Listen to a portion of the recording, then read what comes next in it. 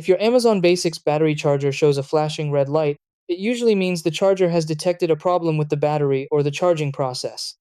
This warning indicator is designed to protect both the charger and the batteries from damage. Many modern chargers include safety features that automatically stop charging if they detect issues like incorrect battery type, poor contact, overheating, or reverse polarity. In most cases, the problem is related to how the battery is inserted or whether the battery is compatible with the charger.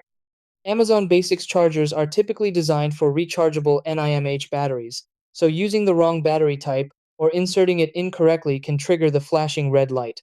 Checking the batteries and charger connections usually resolves the issue quickly. Step 1.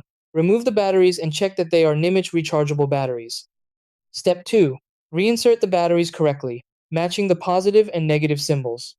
Step 3. Make sure the batteries are seated firmly in the charging slots. Step 4. Inspect the batteries for leaks, swelling, or other visible damage.